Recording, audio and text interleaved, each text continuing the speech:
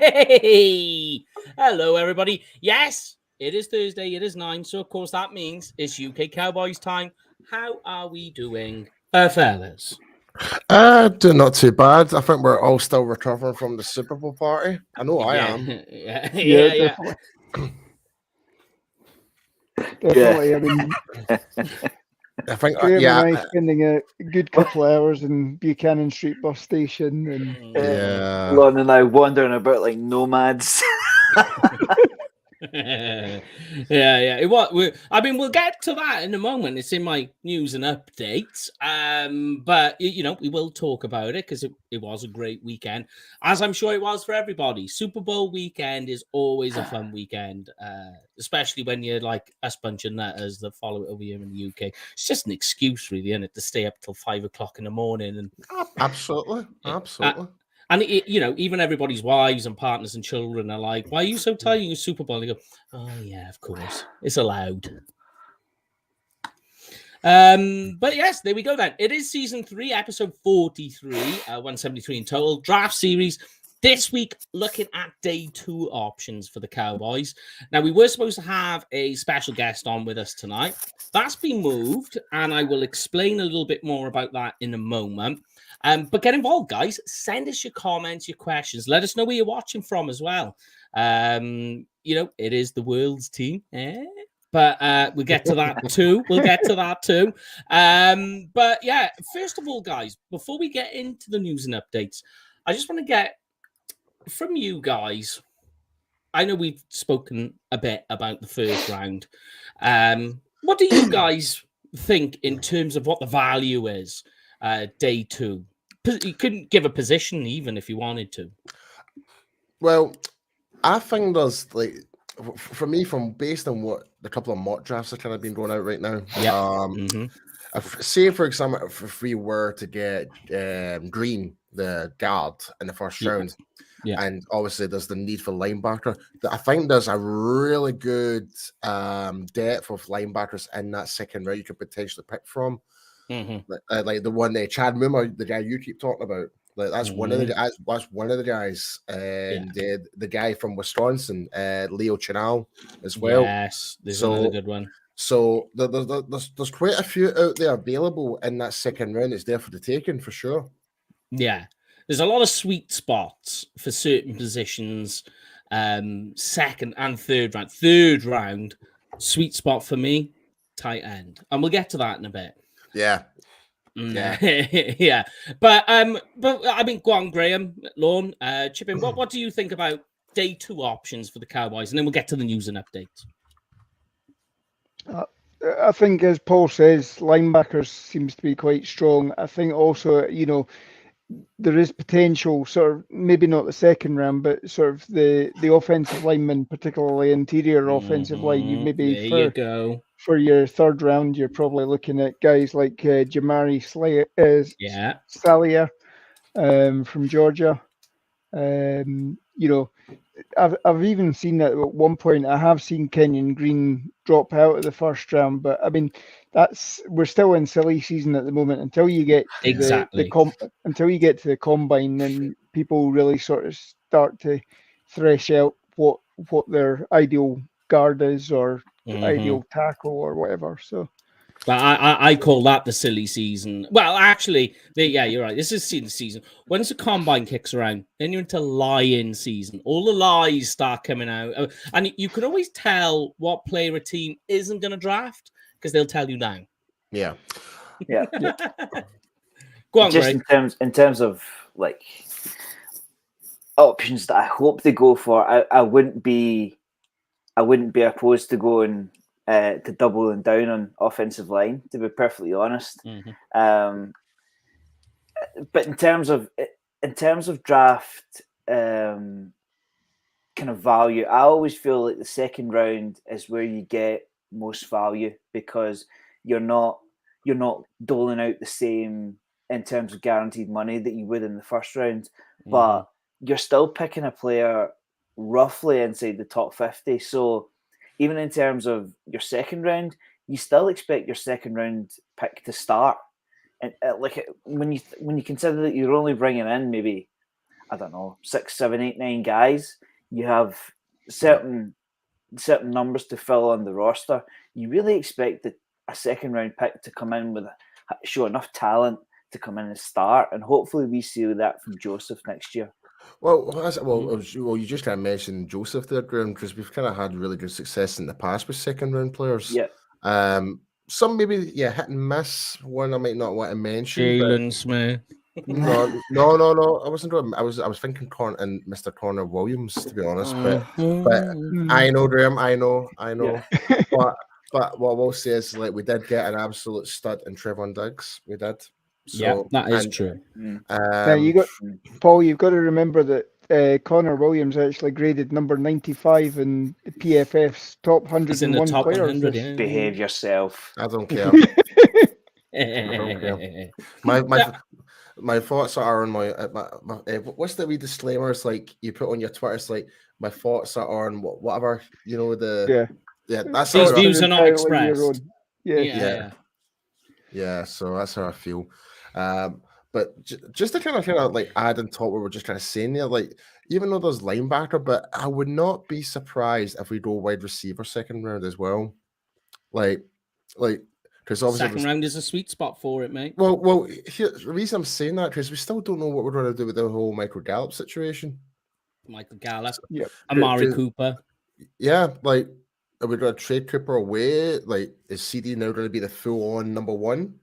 Like, and I'm looking at some of the wide receivers out there. There's the Western Michigan wide receiver, Sky Moore, who J-Tuck did a lot, did a great video on him. So, I mean, I'm just looking down the list right now. There's some really good Jalen Tolbert from South Alabama's out there as well. So, but yeah, it seems to be second rounds like one of those ones is the more. Where can we go with this pit type of pick? You know? Yeah. What you got to look at as well is this is how I'm looking at it too. Is that it works out well for the Cowboys? Is because in the second round, because I don't think there's really a first round running back. You know, you could talk about Kenneth Walker, Isaiah Spiller, all the rest of it. Yeah, but I think the second round is when you're going to start seeing the running backs coming out. Good news for the Cowboys. They don't want a running back. So that's going to push all those players down for us. So that's going to be nice and gives us quite a lot of depth of choice in the second round. And the first round is always, because they get overdrafted. There's going to be 3 quarterbacks that go, which is just stupid. What was the quarterback is supposed to go to the Commanders? Like it's been touted Matt for. Corral. Yeah, I saw something like that. Oh God, it was. What university does he play for? I can't even bloody tell you, mate. To be honest, but it sounds like a typical quarterback name. Like it's like one of those ones you would say, yeah, that sounds like a quarterback. Sam Howell. No, not him. You got Carson Strong. It wasn't him. Desmond Ridder. Desmond Ridder. Malik Willis. Kenny Pickett. Kenny Pickett. It was Kenny Pickett. Kenny Pickett. Yeah, it's Kenny Pickett. Yep. Tiny hands. Anyway, let's get to the news and updates, guys, and then we'll crack on because we've got a bit to get on with, and then we'll have a bit of laugh with this. Sweet.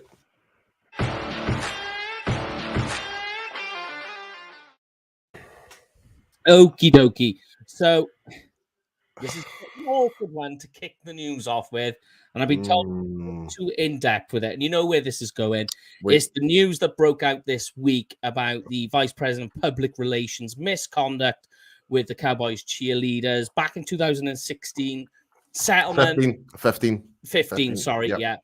2.4 mil settlement, which has been done. Ironically, he was touted as retiring in February.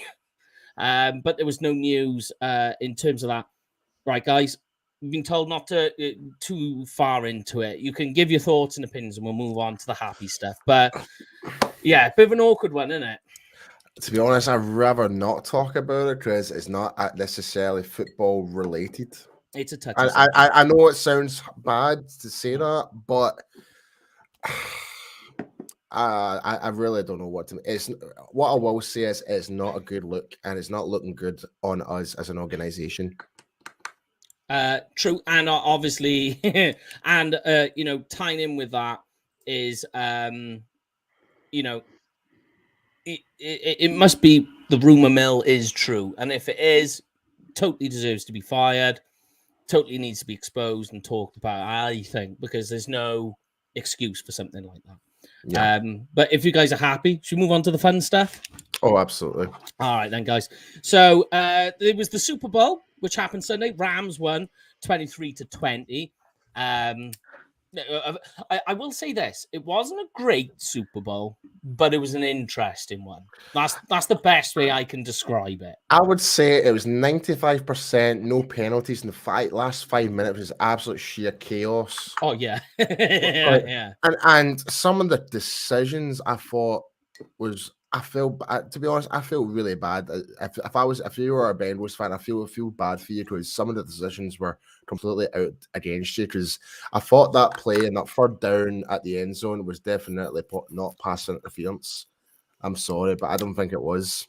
No, but I think they were overcompensating for a missed call with T. Higgins when he pulled the helmet on the defender.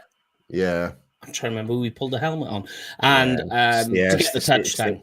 Yeah, Stevie there agrees. It's been some poor calls. Lawrence disappeared again. Yeah, he's in and out. He's in. Just to be a disclaimer to everyone that's watching right now, we in the UK are going through a bit of a weird weather scenario right now. So Mike's having internet issues. Lawrence disconnecting. He's back. Graham's been silent. Hey, that's what we call him. I was calling him on Sunday. He's our silent but violent character on the show. They always say, "Be careful of the ones that are quiet." sorry. I had to prevail you in there, Drew. I'm sorry. Hey, but let's get into it then, guys, so we can get you all talking. I just want to give a big shout out to everyone who came out, met us, some great people, great photos, great giveaways. Yeah, it was amazing. The meetup, the UK Cowboys Super Bowl party, which was in Glasgow this year. Phenomenal. It was brilliant. Lots. I mean, we gave away way too many stuff. Gave up a bag of stuff. But it was good. I'm just trying to remember some of the prizes we gave out. There was the signed photos, the Bill Bates signed book, canvas. The canvas got given away. Oh yeah, big shout Hats. Well, we need to give a big shout to Derek that won that based on the competition. So we during the Super Bowl party, we had a big competition. Pull a number out the hat. If that number was to be the person that scored the first touchdown, then you would win the canvas. So good. A big shout out to my friend Derek Sked who won the canvas. So and Lauren's going again. Go on, Greg. Go on. The first four numbers I pulled out were linebackers. Yeah, I know. I can remember yours. You had a load of linebackers and a load of offensive linemen, and I was like, oh, there we go. But what was funny is, the guy who won it kept on pulling single-digit numbers, and he was like, oh, well, maybe a kicker will get it. But it happened to be OBJ was wearing 3. But, yeah, it was a load of fun. A lot of drinks, a lot of caffeine. And I should have shared the video. We had a disco room so we could party in the hotel room after. Yes. No. It was so much fun. No, it was not. Put it this way, right? So I'm going to explain it right now, Mike. So me and Mike shared the hotel room in Glasgow, right? And I don't know whose stupid idea it was to put the multicolored LED lights in a hotel room. It was amazing. It's not amazing because I was trying to sleep, right? And you decide to start playing Press the Buttons and start playing techno with it. And I'm like, Mike, shut up. I was like, bloody trying to turn into Cohagen at a Total Recall. Yeah. Just so you know, he did punch me, so you're all right. He got his own back. Yeah. But we made up for it for drinks. Oh, yeah. Drinks and hugs and all the rest of it. Listen, not a bad room. Lovely shower. It was all right. I know we gone off track, yeah, but it was great. It was good, and the food was good as well. We probably stayed out later than we should have as well, but great part, and we will do it again. So don't worry to people who said that they couldn't make it and they hated that they missed it. We will take it around everywhere, different parties, different places. Never know, London. Could be Manchester, could be Liverpool. We don't know yet. Like, what we'll do is maybe for next year, maybe put a poll up or something like that, and get your guys' thoughts. Where would you like the party to be? I like that. Oh, Lauren's going again. All right. Yeah, Lauren's having a tough one tonight. Yeah, I know. But we'll just get into some more UK Cowboys news. Is Tuesday shows. That's Brian's show on a Tuesday. That is returning next week. It's going to be a player inspection dissection. So basically, we take just a couple of players throughout that hour, and we just literally talk about those players. There will be a guest on that show who's supposed to be on tonight. Is going on that show on Tuesday. So you get back the two shows a week until after the draft. In other news, though, there is another podcast, Blogging the Boys, the World's Team. Paul is headlining that one. Don't forget, and Meg Murray. So you will expect to hear a British or Scottish voice, whichever you want to call it, over there, and all the rest of the bells and whistles that go with it. You might even get some of us on there. All a good bit of fun. So that's coming next Sunday, I believe. Something like that. But by the way, Paul, we are on a show Saturday morning as well, 3:00 in the morning. Just to remind you. So we are. Yeah, it's podcast crazy at the moment. Also, in some big news, we released this week. Sorry, apologize. That's me. We announced this week that the UK Cowboys in 2023 will be delivering you a full Cowboys experience package. More news will be coming out. At the moment, we're waiting until about the beginning of March to release all the details. Gives everybody plenty of time to save. You can do installments, all the rest of it, all the news coming up. And there will be this year's draft show, which we are doing. That ad is dropping next week. Do you reckon, Paul? You doing next week? Maybe give it 2 weeks. 2 weeks. Maximum 2 weeks. Okay, maximum of 2 weeks. And in other news, in case anyone missed it, and I missed it, to be honest, because we should have done something, UK Cowboys is officially 10 years old. Well, I even knew that. Well, it came up. It was literally over the week, because it was after the Super Bowl. It was all put together. So, yeah, we are 10 years old. Oh, bless. But that is the news and updates. So we will move on to the other side. Sorry, I'm just laughing at somebody's comments. We'll move on to the other stuff, which we are talking about, which is of course about the day two options. Anybody has anything they want to add, just chuck it in. If there's a play you think the Cowboys should go after day two, then mention it by all means. But here's an interesting point that has come up this week is Tyron Smith. Some people are talking about trading him. What do you guys think? Tyron Smith trade? Yes. Oh, well. And they're looking at first round pick. Well, if that's no chance. No. Absolutely no chance. No one is giving up a first round pick for Tyron Smith. Yeah. No, sorry. No. Yeah, I mean, I get it. That there aren't, like, when you look at it, it's like, I know people complain about his injury history and all the rest of it. And it is a factor. I did mention about the San Francisco 49ers left tackle, who everybody will say is fantastic. Tyron Smith has, in fact, played more games than him because he is that often injured, but nobody talks about it. The point is if you turn around and you go left tackle, name me 5 left tackles better than Tyron Smith. You'll sit there and wait. Yep. And you go, is Tyron Smith one of the top 32 left tackles in the NFL? And you'll say quite easily. when he's on the pitch. Yes. When he's on the field. Yeah, correct. That's a huge asterisk for me. I stated it throughout last season's off season. You were probably sick of me hearing saying it, but it's an absolute fact, and I don't see why somebody would give up. Do you know what? I would accept a second round pick for Smith, but I don't think anybody would give us that either. Simply because you go into every off season wondering if Smith will retire, and you go into every preseason knowing you're going to lose him at some point. Now, who's going to give up a day one or day two pick for? Do you know what I'm going to call them? Stats. They are, because they're stats. Yeah. I just don't see it. I mean, I understand that. Teams. Some teams might be looking for that final piece to put them over the edge, and I mean, look what the Rams gave up to get where they are, and credit to them, they managed it. But the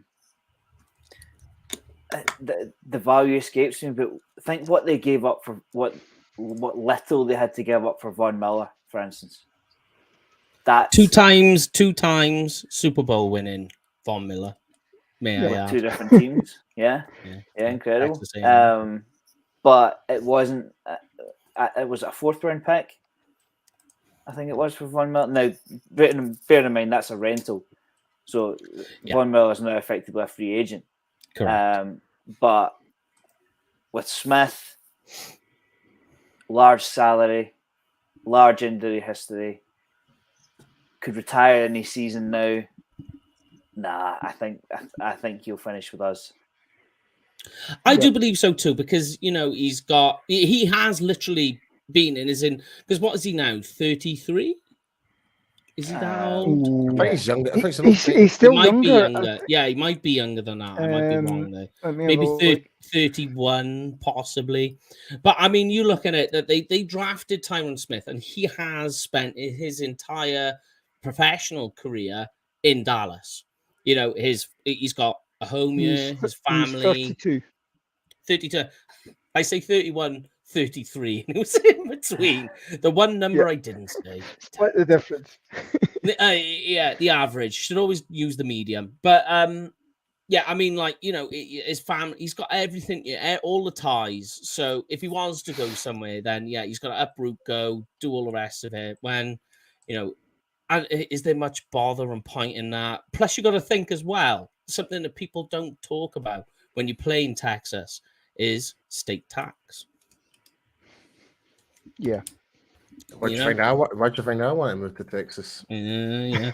So, I mean, because there are points that players have made before where they've taken on a very big contract and gone to, say, to a team in California, San Francisco, Oakland, when they were there. They go there and they're like, holy crap, I'm getting paid less than when I was in my rookie contract. Like, how has that worked out? And it's because of, how it works from state to state. So I think Tyron Smith, But one thing I will say is I do think, barring that this is the last year I can see Tyron Smith and Lyle Collins as the tackle tandem. This is the final. I can't see it going beyond that. Yeah. So I think you're seeing more and more. You're seeing more and more people now talking about moving Lyle inside to the left guard. And I get the idea.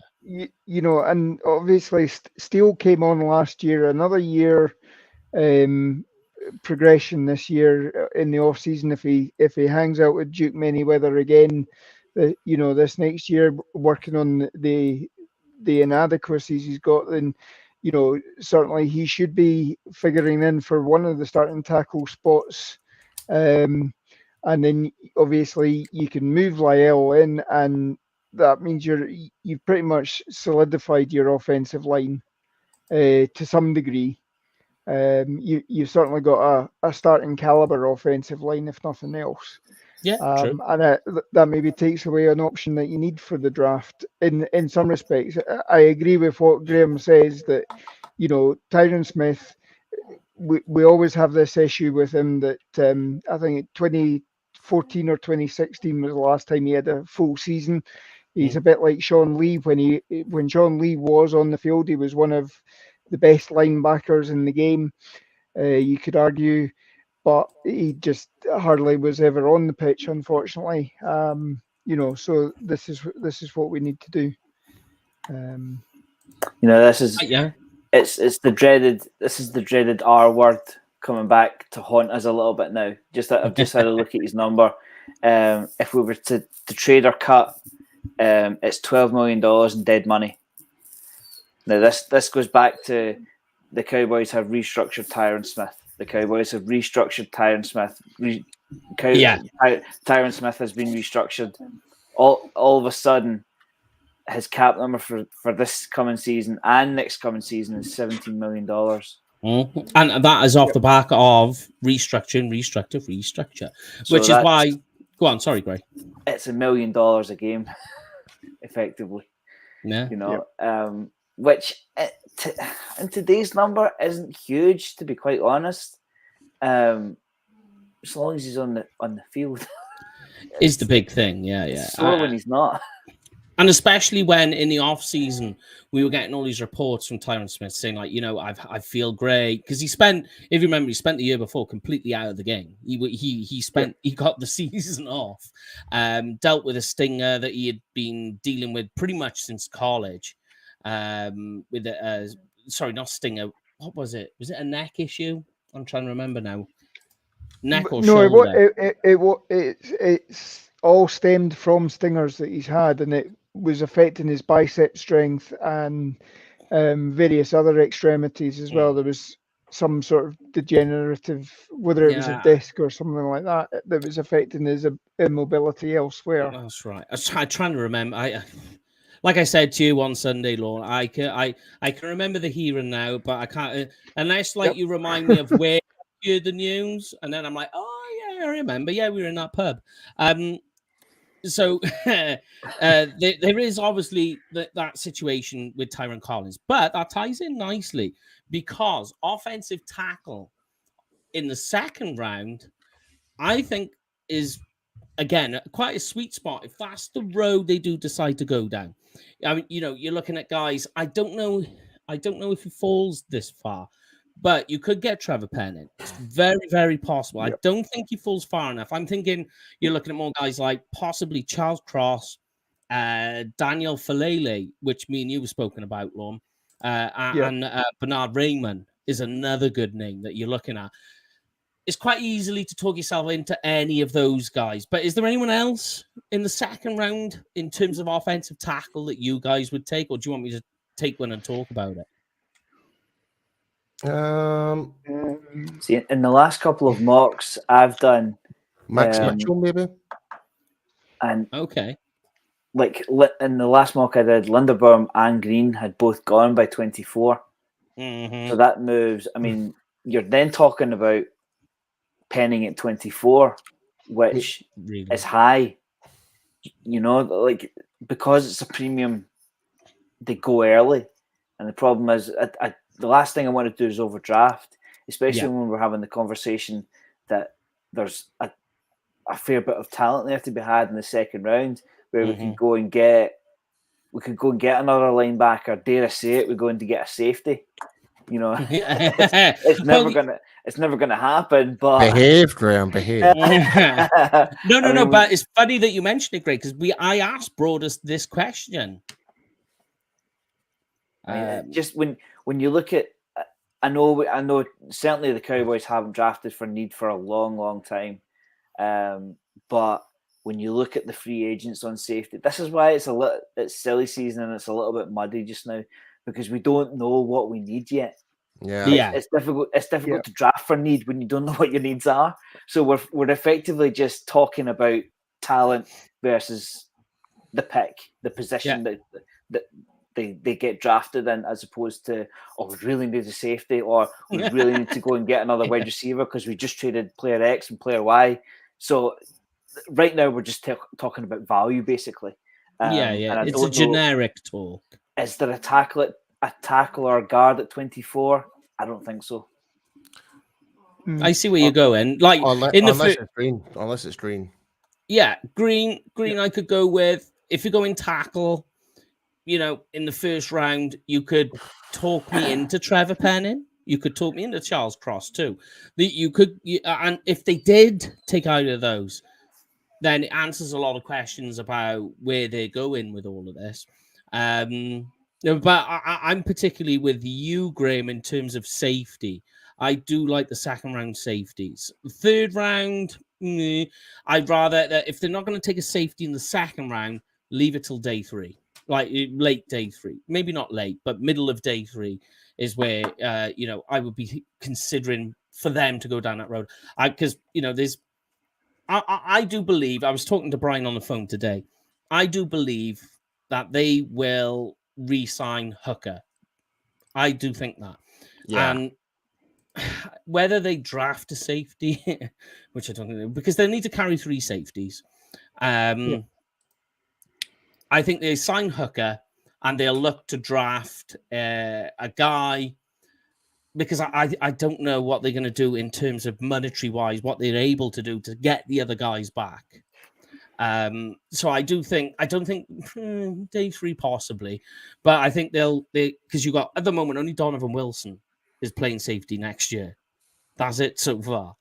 And I know you got Israel Mukwamu, but we haven't seen anything of him. So unknown quality. Yep.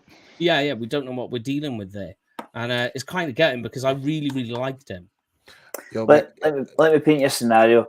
Say we've re-signed Kerse, and we have Wilson. So you've got Kerse and Wilson. How high is safety?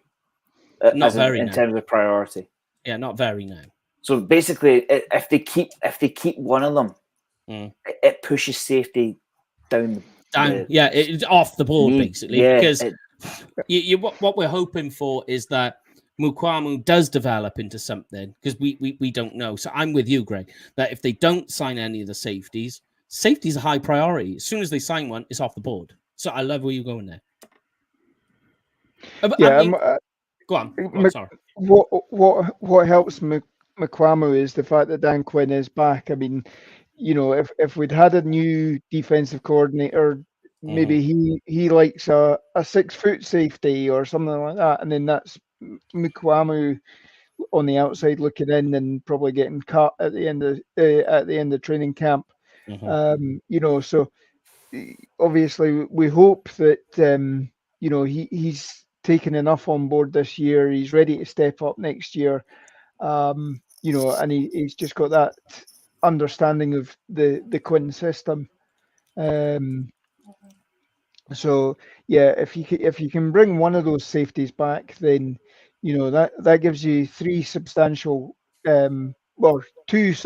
players certainly, and then you've got Mukwamu, who hopefully you would start to expect something out of this year. So yeah, it does push it further down off the board. But I mean, what we know, the Cowboys will be looking at free agency this year, so that when they go into the draft, they will basically have had band-aids over every single weakness, and so that they can basically pick the best available player come their draft picks. But we've got to think ourselves lucky that look at San Francisco this year. They haven't got a first round pick. They've got 4 second round picks. So they're gonna have the whole of day 1 going, oh God, that's him off the board. That's him off the board. But day two's gonna be their day. Yeah, certainly, and they can corral picks to get higher up the board if they wanted to. Of course, who else had 4 second round picks? Mr. Sonny Weaver Jr. He wants all of them back. Now eat your pancakes. Just before we kind of go on, I've just done something. Oh no! What have you done? Ta-da! Woohoo! Celebrating 10 years. It's so cute. I like the number 10 as well. It's not my favorite number. It's not my lucky number. My lucky number, so everyone needs to know, is 9. And it's nothing to do with Romo. It's because that's the number I wore. So here's another scenario for you, Mike. Go on. Right, okay. So I won't give you a specific team, but say somebody comes in and they decide to move on from Tank Lawrence's $27 million. Now, I know we're not getting all of that back, but we will get the vast majority of it back. And we get, say, a second-round pick for him. Yeah. Say it's a mid-second round pick. I keep seeing two names in Logan Hall and is it Magi Sanders? Yeah. Okay. What do you think of those two as replacements? Are they defensive ends or are they edge rushers? Yeah, so the Logan is a defensive end. Magi Sanders is probably more suited to what the Cowboys want to do. The only trouble is he's more better as a pass rusher than he is in run defense. So that's what you're getting in terms, because like if I'm getting rid of Tank, I want to get something back that replaces his skill sets. Yeah, that's where I'm going with this, the mid-second round pick. Yeah, because I'm not. For those that don't know, I'm not pulling this out of thin air. There is talk about, maybe not cutting, but $27 million is a high number for any position outside the quarterback. So they're gonna have to do something with that. Well, I'm not advocating a cut or a trade. I've made my peace with Tank Lawrence, but it's a high number. They can't just let it lie. Definitely. And when you think about it, if you add into it as well that they need to re-sign Randy Gregory, and I put a post up last week, his market value at the moment is just over 13.5 million. So if you look at what you're paying Tank and what you could potentially have to pay Randy Gregory, that's 40 million that they're going to be paying for two players, which is a lot. And, you know, Magi Sanders for me is more what you get with Randy Gregory than what you get with Tank. I will try and have a look to see what more best suits. I tell you what, straight off the bat is Kentucky's Josh Pascal. He's a guy, and you can get him later on. He's not as talented as Tank, obviously. Well, obviously he's come from college, but in terms of where they were at this stage in their careers at college. But he represents something that's a little closer to than what Tank was. And to be honest with you, if I was going to go down the road with Randy Gregory, if you're not going to sign him, and I put this post up today, was about Kingsley Enagbare.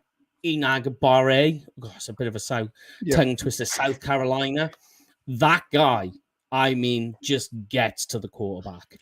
I mean, it was crazy. In the SEC as well, bear in mind, right? In the SEC, he has his pass rush win rate is 25.8%. That's better than Aiden Hutchinson, better than Kayvon Thibodeau, like all of them. It's literally right at the very top. He wasn't utilized a lot as it is with South Carolina. It's very weird how their defensive line works. It's a lot of slanted defense on the line. But, I mean, this guy was absolutely phenomenal in terms of his pass rush. And, in fact, in the SEC, you know, I know what we say with with PFF, but he has a 92.5 pass rush grade, which is the best for a pass rusher since 2018. There you go. Just to clarify my point for folks that don't know, they can save $19 million on Tank Lawrence this year. That's a huge carrot. When you consider we're 21 million over, and you can clear the vast majority of that by moving one player, that's intriguing. And not just that, I'm now looking at there's some players and like just not even the second round. In fact, I'm even the first round. It would not surprise me even if we went edge rusher in the first round now. I mean, if they looking to move on, because like we was talking about this, I think a couple of weeks back, but at the moment, you know, if they're looking to move on from Tank and they don't end up signing Randy Gregory, that means our starting defensive end is Golston, and we're praying just like that we do with Israel Mukwamu. Yeah, that Golston develops this season into something that's usable? With Dan Quinn, you may never know, because look at the amount of people that he's converted, that the ones that were players that were drafted so late in the rounds, and he managed to turn them into absolute superstars.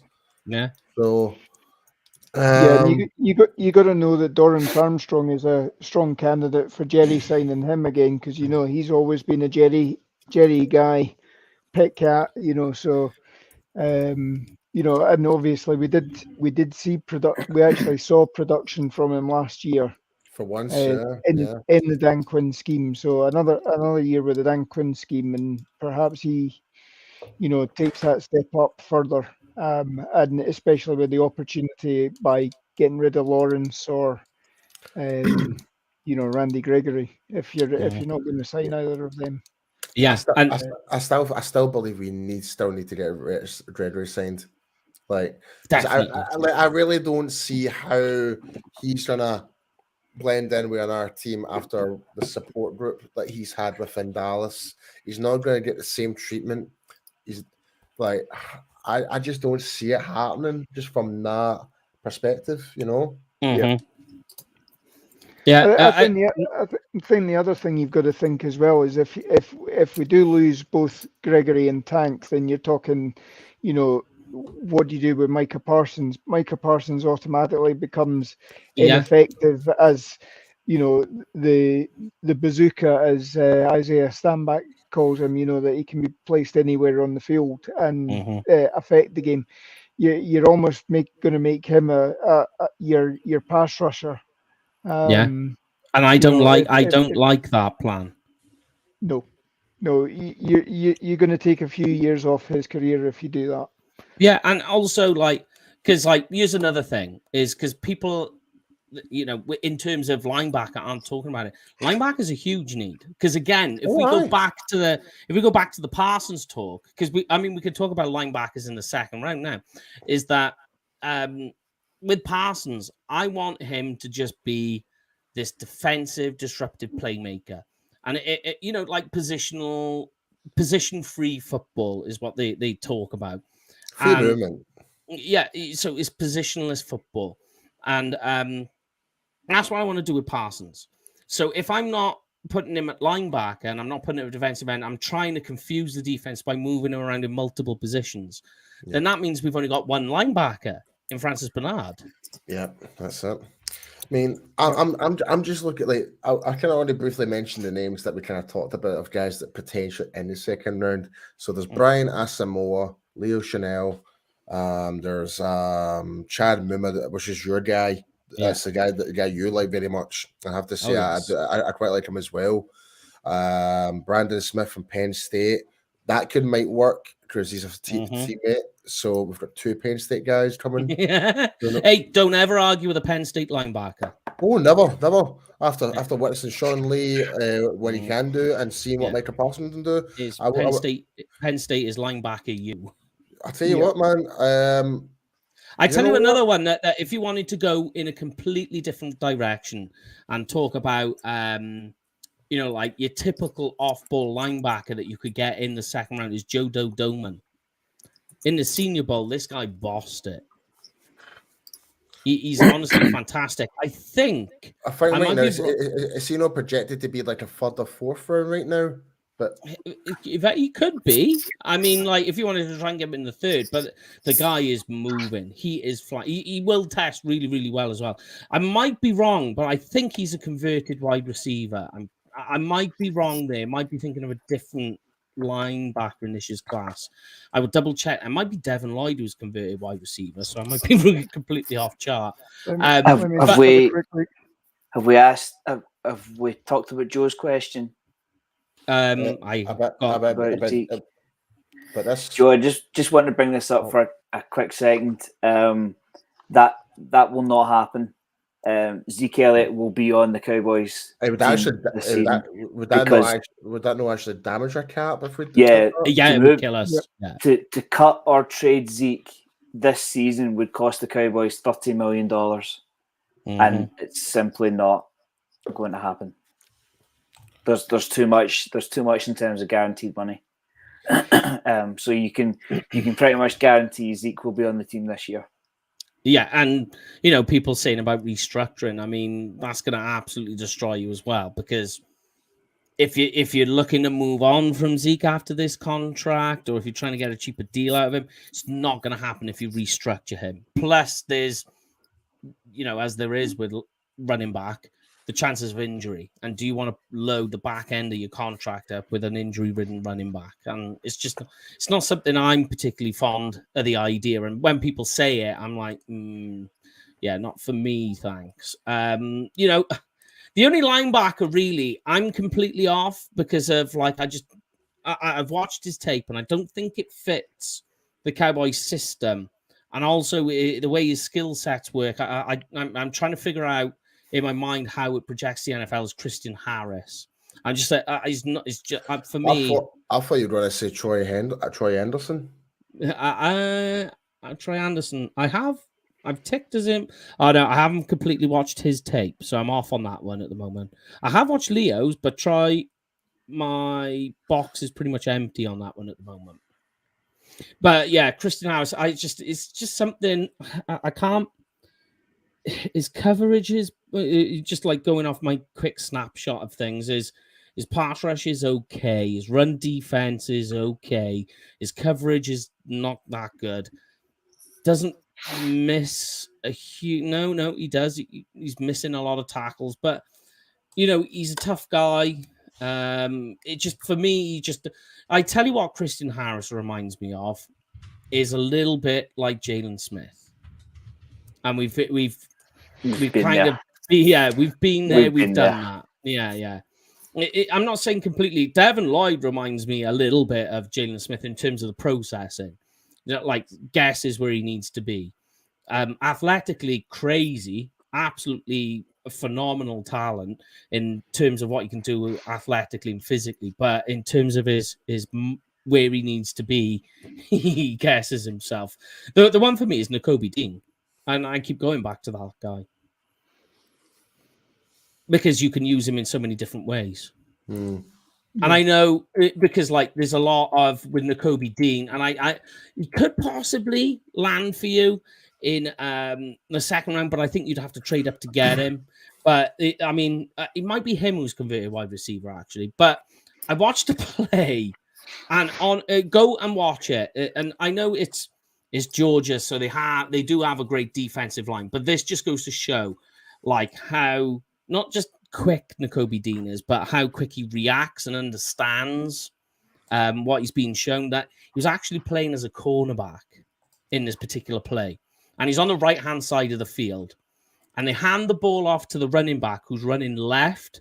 Nakobe Dean had that running back for a tackle for a loss. He went from the right side of the field covering the corner wide receiver, came all the way around and tackled the running back for a loss who was moving away from him. And I just watched it. I was like, there we go. He's my number one linebacker. I like a bit of hustle. But Nakobe Dean he's understanding what he's seeing. He's got the aptitude of what he's being shown. He's reading, reacting, and he's reacting well. It's not so much as well either that he's fast. He's play speed fast. He's the sort of guy where, in the combine, he'll get his 40 speed and you'll go, oh. And it's but bear in mind, that's in shorts and T-shirts. Players are different once you put the helmet and the pads on. Which is unfortunate because the combine is in shorts and T-shirt. Exactly, yeah. You're just getting your baseline speed. Do you know what I mean? With Nakobe Dean, it's play. Like I always say, there's players that when you put the pad, they might be great on running downhill, but put pads on them or in the game, and play speed is different to athletic speed, and that's what Nakobe Dean for me is. But I don't know. I just don't know if he's going to get to you. But if you're going to try and get him in the second round, you're going to have to trade up. Otherwise, I'm with Paul and going Chad Muma. He led the NCAA last season in tackles. There you go. Mate, don't forget, I'm not fully like, how do I explain this? That like there's plenty of good linebackers going into this second round, and I'm not against any one of them. Like Chad Muma does stand out, but I'm actually kind of more. The more I think about it, I'm more towards getting drafting an Penn State linebacker. If I'm being perfectly honest with you. Yep. Like I don't. You're obviously talking Brandon Smith, yeah. Yeah. I mean, to me, it makes sense. It would actually feel more fit for mold. He knows Parsons. He'll probably get more up to speed, probably a lot more quicker because familiar. I'm see if I can try and pronounce it. Familiar, being very more familiar. Who's playing with? Obviously, just with one player, but it's just that ease in the process. So hopefully, that may actually play in a big part. So. Yeah, I do like Brandon Smith. I'm not against you. Just like I think that you've got a better Brandon Smith in Jabril Cox. That's my problem with Brandon Smith because. Yes, I agree with you on that. I keep forgetting we've got Jabril Cox talking about. I know, yeah. For me, Brandon Smith. Go on, sorry. But that's the thing. Who's going to be the third linebacker? Again, speaking to Brian earlier today, and we were just having a general chat about, Tuesday shows, plans, all the rest of it. And I do think they bring LVE back on a 2-year deal. I would not be mad about that. No, neither would I. No. I don't see people lining up to sign him either. No. Might be doing him in a service, but I don't see people competing for LVE. I think they'll be kind of more want to cash in what we're maybe potentially thinking as well. Second round linebackers. Yeah. Like all these other teams. So I think they're going to take a step back from that. Yeah, if they sign LVE, obviously, as we say, we got Jabril Cox coming back as well, but you don't know what he's going to be back after the ACL tear. We don't know how deep or bad it was. And that he was that type of player. But Brandon Smith, for me, is just like the issues I've got with Brandon Smith is the missed tackles. That's a big problem with him. As a run defender, he still needs a long way to go. And his top end speed. Oh no, Chris is not happy about that one. I just think I think they will bring him back because it fills a void. Yeah. I wouldn't like the reason I'm saying I would not be mad if we do bring him back. It'll be more of a rotational role, I think. Because it's like we just kind of outlined why he might not get signed by other teams and stuff like that. And I think that's why he might get signed by us again, but on a more temporary type of deal. It's not going to hit as badly in the cap or something like that, That's why I think it's going to be a 2-year deal. That's why I was going 2-year deal, less on the cap, and if you need to break out of it the year after, you've got chance. Because, but what you got to realize is that LVE at the beginning of the season, if you grab the two tapes and you go, this is LVE at the start, this is LVE versus San Francisco in the playoffs, they are two completely different players. Yeah. Steve Barker Mouthful with the best comment tonight. that I completely agree, my friend. That I completely agree. Steve, I would get that on a t-shirt.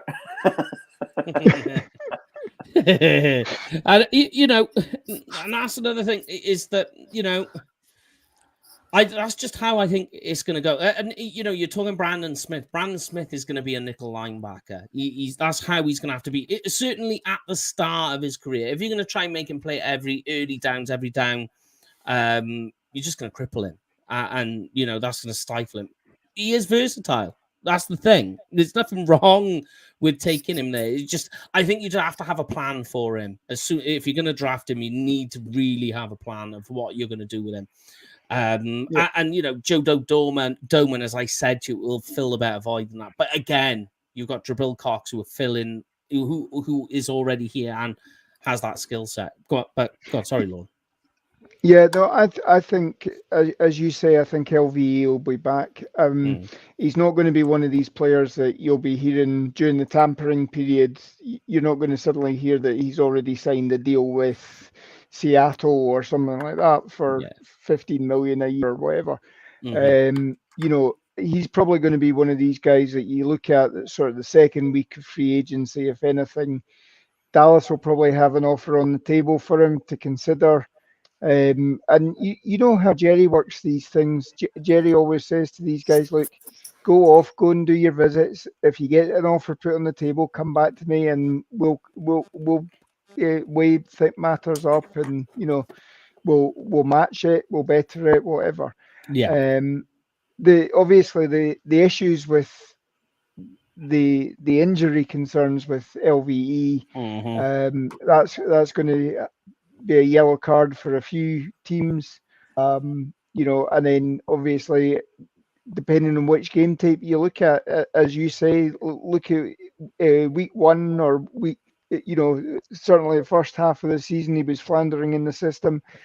He started to pick it up probably when they got rid of Jalen Smith. That maybe was lighting a fire underneath him, realizing that the end is nigh. And then by the end of the season, he was coming in the backfield. He was making stops on the line. And doing everything that Dan Quinn was asking him to. So I thought he's definitely a pickup for us next year. Going forward, I mean, the other thing as well, Jabril Cox, unfortunately, the timing of the injury, we'd only just got him. He was a good special teams player. We'd started bringing him on in a goal line defense, and obviously knocked Danny Dimes out of the game, that first New York game. But I mean, after that was probably about the only one or two plays that he made on defense, before his injury. You don't know how he was progressing with the system, and then obviously you don't know what he's going to come back with this ACL injury as well. So but let's go the other way, right, guys? Let's talk before we finish things up on the offensive side, because another position in need where we're struggling is tight end. But now, for second round though.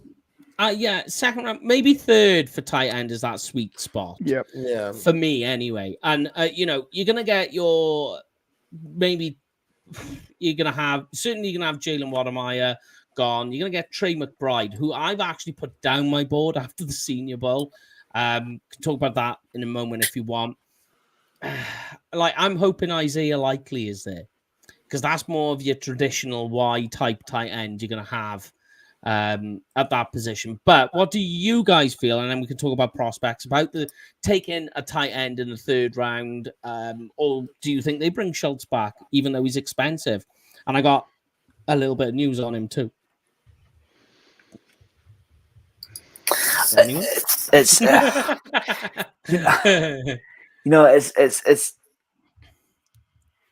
again. I'd like to know what we have at wide receiver first.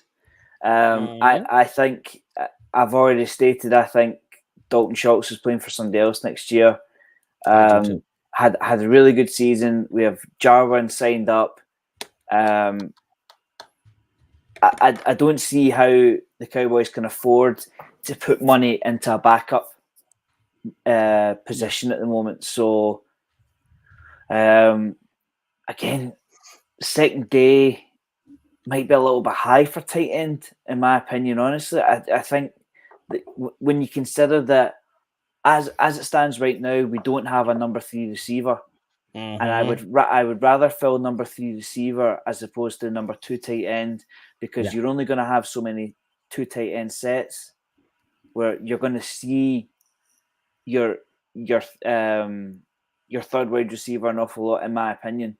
No, you're right, because the Cowboys actually played 3 wide receivers. Like, they were one of the highest in the league in 3 wide receiver sets. So I didn't mean to interrupt you. No, that's okay. And if they get Gallup signed up, then that's a completely different conversation. But again, we're just spitballing because we literally don't know. So if they looked at tight end in day 3, I wouldn't be overly concerned. Yeah, day 3, and I certainly think the third and the fourth round for tight end is certainly so. And there could be a run on tight ends as these things go, and all of a sudden you're just like, whoa. But if they do, that pushes wide receivers, as you just spoke about, and we'll talk about the wide receivers because I know Paul wants to talk about the wide receivers in the second round for sure. Well, yeah, I mean, there's no. I still think we could probably still get some of these wide receivers in the third round, if I'm being perfectly honest. But there were some great ones in the third. Yeah. Because I've just thought of a big bodied tight end, a blocking tight end would be nice. Go on, sorry. Just to run out, like even for goal line, we saw quite a lot. They actually brought in offensive linemen as opposed to a bigger body tight end because we don't really have one. I mean, you could argue that Sprinkles was that guy, but was he really? I mean, he was a special teamer effectively. So if they can bring in a big body that can catch, that certainly makes him more versatile as opposed to going the kind of Jarwin route again. Because you've already got Jarwin, you've got the seam route. So if we can bring in somebody that can chip and then catch, that would be interesting. Well, I got that guy for you. What you need is somebody like Bell, who left to go back to Kansas City after last season. That's the sort of person that we really could do with. I think Schultz unfortunately is gone. I think he'll, he's going to command too much. And look at. We had, who was it, Jeff Swaim a couple of years back, who we developed due to injury. He stepped up and released him. How many of those times was Dak doing the sort of bootleg waggle plays, and Swaim was the beneficiary of those passes as well. So, and he's now with Tennessee, if I remember rightly. So. We seem to do it with tight ends an awful lot, and it winds me up. Like you can go all the way back to the Michael Bennett days. That's I mean the problem with that is we had an all-pro tight end. Is he going to be a first ballot Hall of Famer? You don't know, but true. You would have said that we had a first ballot edge rusher, and that never happened. So, that is we had so a great. big conversation about that on Sunday night. But they are on about. There is conversation talking about giving Dalton Schultz the franchise tag. What? Yeah, they honestly, can't afford that. They are considering using it. There has been some talk about it. But in response to your answer, Gray, the best guy, if you wanted to fit that blocking type, because as you say, you've got that F-type tight end in Blake Jarwin. You go the other way if you wanted, and it is Jelani Woods from Virginia. And just go if you want to watch the best game. Just go back and watch the East-West Shrine. He is probably by far the best player in that game. He just blows it out the water, but he blocks like an animal. Like, here's the thing about when you mentioned about the franchise tag there, right? And Graham just blatantly just blood it out there. We can't afford them if that's the case. Like, there's no way we're able to keep Jarwin. Like, he had a good season and stuff as a receiving type end. Yeah, he's not the best blocking tight end for sure, but there'll be other teams out there will be wanting that type of tight end. Pay for him, but we can't. Nah, there's no way. Just topping on from that, Paul. I mean, look at the shopping list. Re-sign Michael Gallup, re-sign Randy Gregory, try and keep a safety, replace LVE or re-sign him, and then go and place the franchise tag. And my calculator just melted a minute. I mean, it's not possible. And everybody wants Cedric Wilson back. Everyone wants J-Ron Curse back. And what's funny is, go on, and I'll come back to it, Paul. I didn't mean to interrupt you. Sorry. You will say this is that Mr. Will McClay, Stephen Jones, and Jerry Jones are going to have a very, very busy off season in terms of free agency and negotiating contracts, and when it comes to scouting reports this year. There was a name you said there as well, Paul, who is lined up to come on the show. Yeah. I'm not giving away who, but you just said a name there. Ah! Hint. But yeah, I'm totally with you. They got their arms full. And we've been putting out posts pretty much since we did the fan rant show of would you sign this player? And we give you their stats, we give you their costs, and literally everybody's going, yes, you've got to keep him, And you go through it. Everybody's like, oh yeah. You know, you get some that are just like, oh, he's whack, get rid of it. And you're just like, I'm not dealing with that. Do you know what I mean? Make it constructive, make it like sensible. And we'll talk. Yeah. You know, you get all the usual pseudonyms that go along with everything. But like everybody wants to sign everybody. And it's like, unfortunately, yes, the cap is a myth.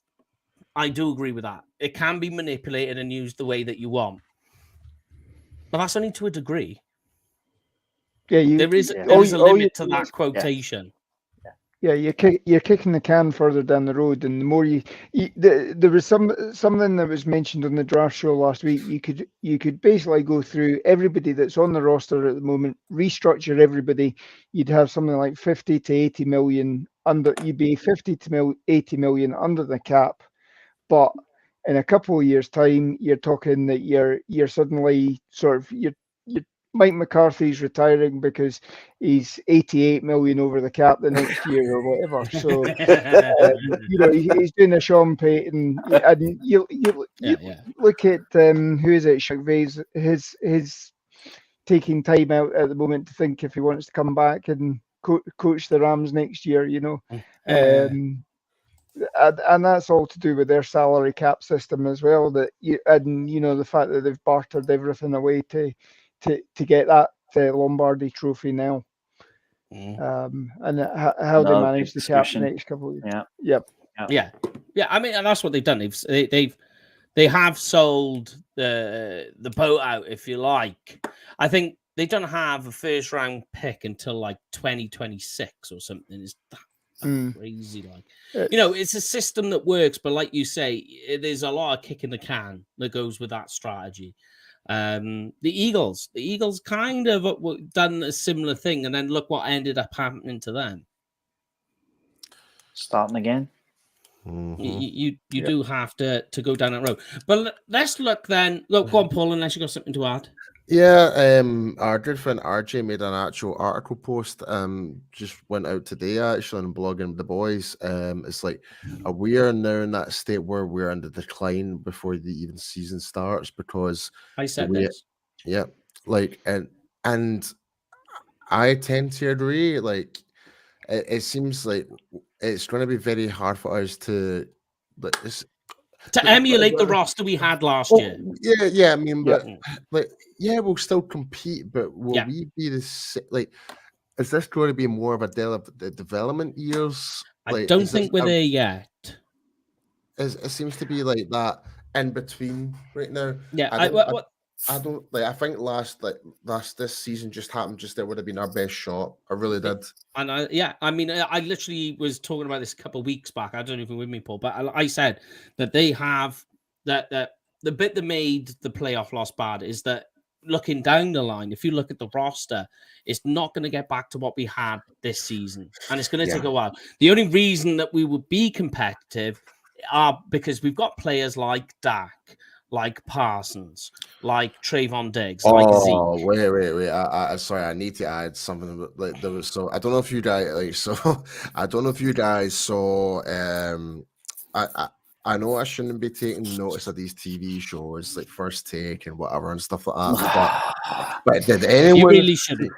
Did anyone see the fact that Stephen A. Smith actually defended the Dallas Cowboys today? He what?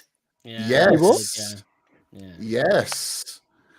Because this other guy I have never heard in my life. He's like, think of like, you know, the new Doctor Strange movie that's coming out. There's the there's the alternative version of Doctor Strange. Think of that as Skip Bayless. It's like the alternative version of Skip Bayless. You've got the angel side and the devil side. pretty much. That's what this guy was trying to emulate. What these pure being, blah, blah, blah, blah, blah. But basically, what happened was he came out and said it's like he puts Dak just in the top 10 quarterbacks, but he thinks Kirk Cousins is better. Give him the reasons why, Paul. Why was he better? Because of a playoff wins. I'm sorry, but no, it's a team freaking game. Yep. Like, don't get me wrong, right? We can be critical of Dak, yes, of course. 100%. But you mean to tell me that Kirk Cousins is more athletically gifted than Dak? No. As Kirk Cousins made more less mistakes than Dak? Oh, you're joking. I mean, there's no argument here. There's no argument here. Bear in mind, when Kirk Cousins was lined up to play Dak, he didn't. He played Cooper Rush and lost. Yep. He lost to a backup on Monday Night Football. But still, though, like we can still say like I still believe in Dak, but yeah. There's still a little bit of jury and executioner out there for him. I get that because of the amount he's on right now, but it's a different story. Yeah, you really have, like, you got to remember, they say a lot of controversial things because controversy sells, so don't worry about it too much. Yeah, that one really got me triggered, to be honest. You let it bite you. Triggered. But let's go on to a position I know Paul was talking about, because he does mention a guy a lot, Sky Moore, the wide receivers in this year's draft. And again, second round for me is not a bad place to go for a wide receiver if we're not going to sign anybody. Third round, even the fourth round, the ones I do have trouble with are the wide receivers people are touting to go in the first round. I think they've all, because your first round, you want that guy to be the best player. You know, you put him in and off you go. And there are some of the wide receivers in this year's draft where I think you are great, but you're not a guy I would start straight away. You can help me on the offense, certainly if I draft you in the second round or the third. And that's how I'm looking at it. And there are some good options that you could do, and especially if they are not going to keep Amari Cooper, because that's an option. Hold on. Dear me, cough button. That it is a place where it's looking like, because they're not going to keep Amari Cooper. Because here's what I'll put to you guys. Has CD Lamb impressed you? Well, I would say glimpses, yeah. But he's been okay, is the best way to describe it. I'm just looking for that one word, and that's consistency. That's it. Yeah. Like, you can have still, it was the same with Michael Gallup back last season. Like, he would have those pure clutch plays against the Giants, 2 plays in a row. Then some games he's just non-existent, just not even involved in the game. But whether that's down to offensive scheme or whatever or not, we just don't know. But in terms of CD Lamb, like, he's made some personal blunders on his part, which I want him to fix. If he can get that fixed, then great.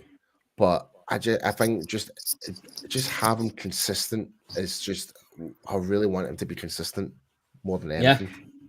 Yeah, I mean, you know, he's been the equivalent of sort of Alvin Harper. I think Alvin Harper used to have the nickname of Frylights because all of his highlights were on Friday night practice.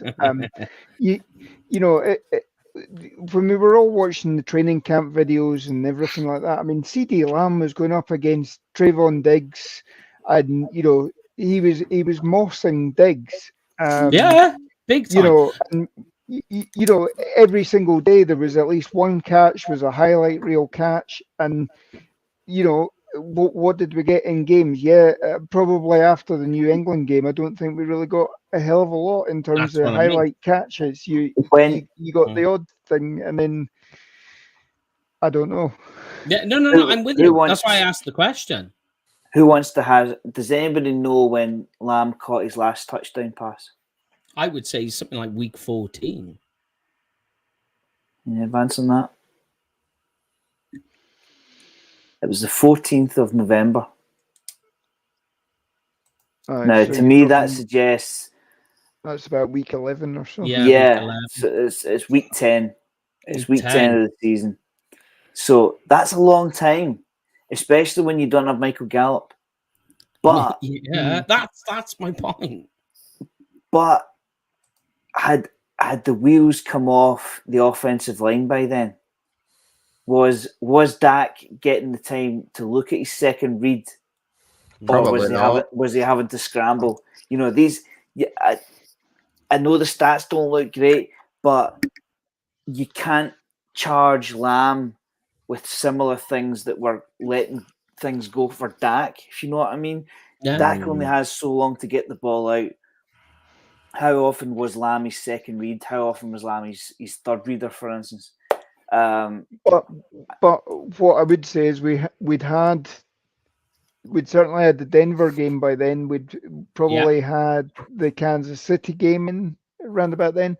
So, those were two games where CD was wide open and was, if he'd just managed to catch the ball, he would have been off to the end zone and, we would have been up. And they happened on sort of the first, second drive of the game as well. Drives that, basically would have blown the game open for us, would have been game changers for us.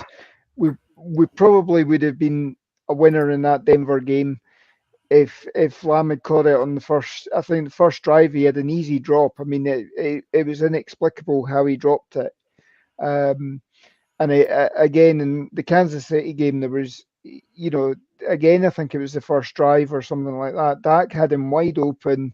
The coverage had all been suckered into going for Amari, I think, who was all lined up on that side alongside him.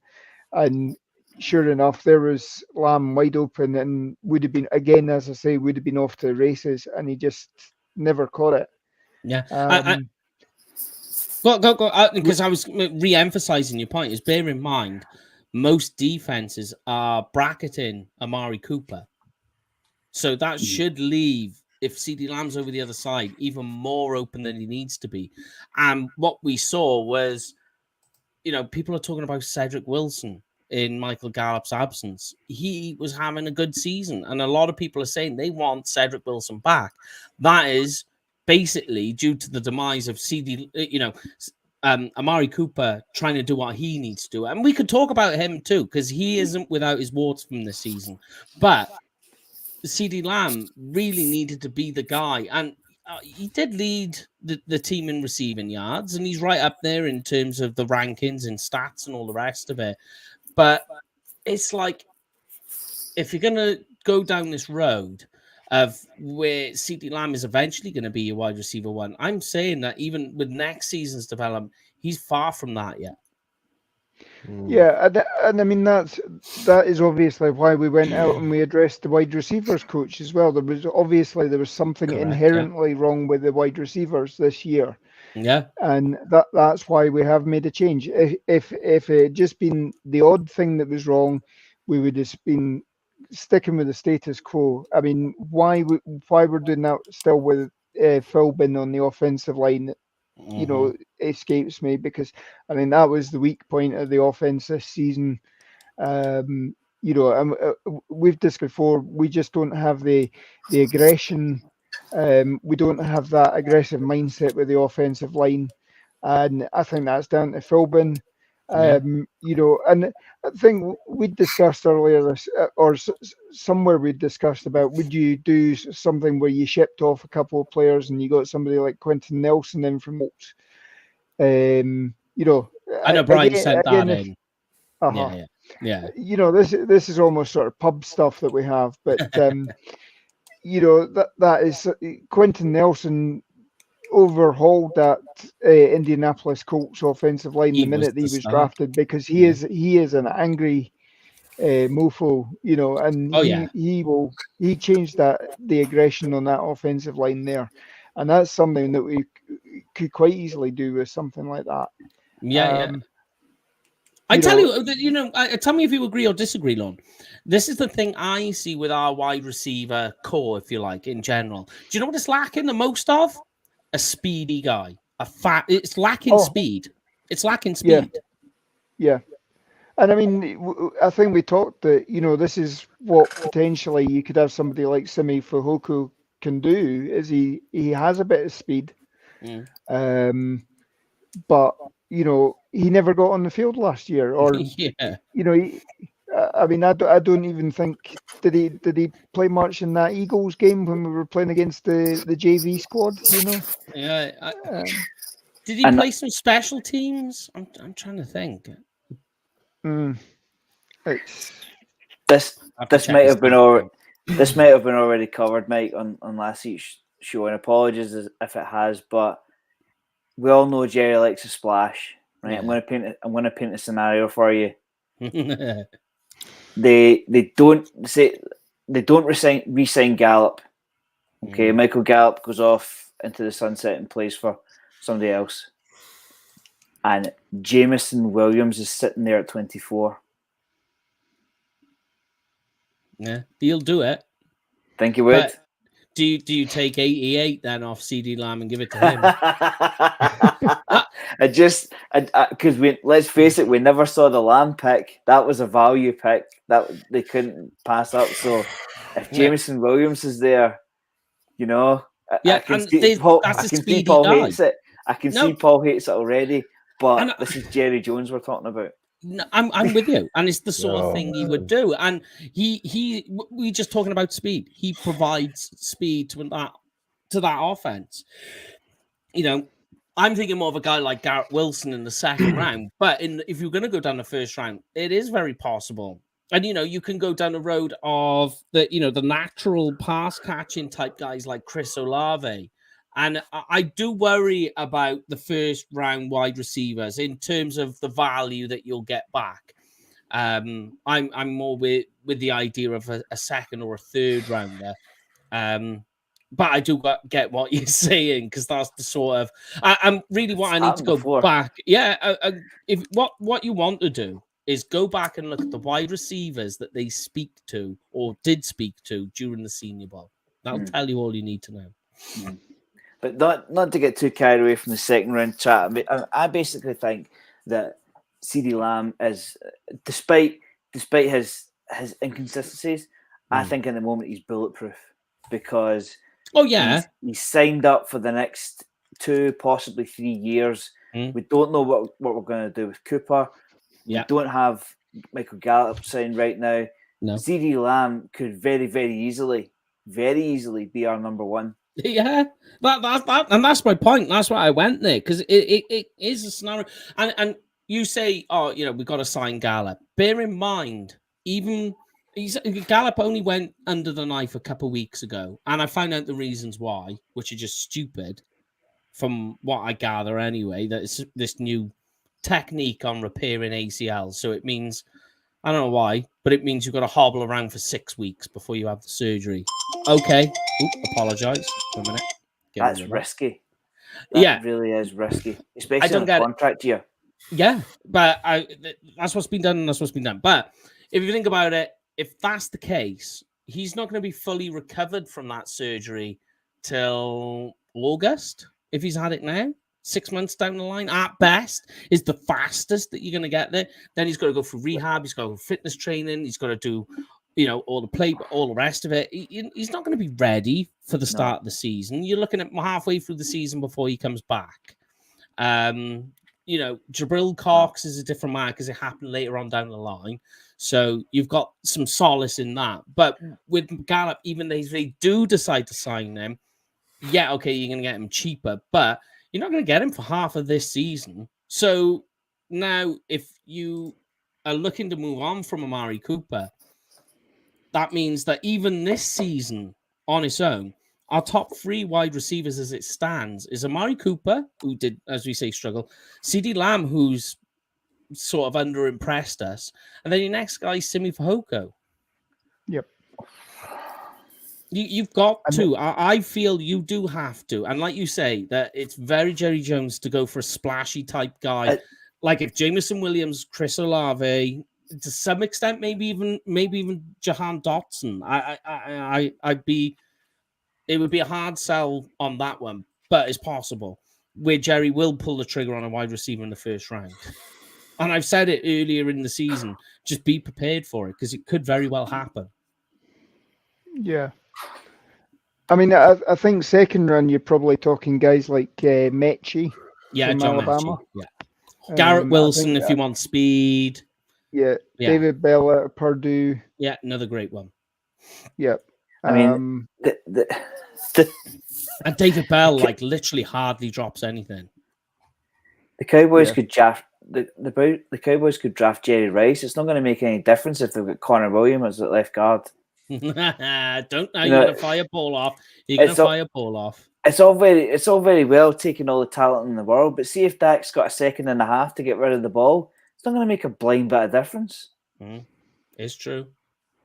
Well, you look at Joe Burrow in the Super Bowl. There, all you've seen this week is the freeze frame where Jalen Ramsey again is lying on the floor. Jamar Chase is 5 yards up the field, and unfortunately, Aaron Donald's got into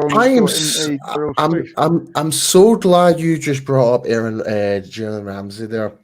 Right, somebody posted this. I can't remember who posted it, but it was a comparison. He gave up, Jalen Ramsey, I think he gave up 150 yards in that Super Bowl game. Oh, I see. Yeah. All right.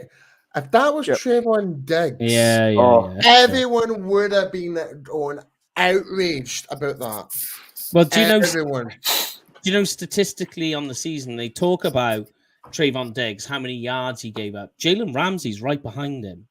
Go take a look at it. And nobody batted an eyelid on that. Jalen Ramsey is still one of these top tier talents. We said this, and this was after a good several pints of drinking throughout the day. We specifically said Jalen Ramsey is not having a good game. No. But everybody forgets because he's got a ring now. Yeah, simple as that. If the Bengals had won, you would be seeing Jalen Ramsey would be the Eli Apple. What Eli Apple is this week. Jalen Ramsey would be that. But that's why we love the NFL, because if the Rams had lost the GM whose name escapes me just now, Sean McVay, he'd be getting slaughtered. Sean McVay would be getting slaughtered. How are we going to get out of this absolute tragedy with no draft capital left? Because they won, nobody cares. Nobody gives a shit. That's it. Winning covers everything, mate. It masks over everything. If those draft picks, as his T-shirt was worn yesterday in the Super Bowl parade. Matt Stafford. What the hell? Oh God, there's another one. I will check to see if we're allowed to talk about that. But guys, I know. I'm with you. I was mocking, so don't panic. See Paul's levels rising there then. I'm all about security. I'm with you there, mate. Safety first. But that is it for this week, guys. So yes, next move. Don't forget, we will be back on Tuesday with another show. Of course, we need to do the old paying the bills business, yeah. Where's it gone, Paul? Here we go. Right, so I don't know why I said your name, but there we are, mate. Make sure, guys, if you go here, I know. Always my fault. I didn't say it was your fault. I was just trying to make you get me out of trouble, mate, because I couldn't find the button. If you're going to a game next season, make sure you book it with Cowboys Experience. They got game day tickets, meet and greets, tailgate parties, entire game day packages, and a whole lot more. Just make sure you use the discount code UK Cowboys, and because if you do, what happens, guys?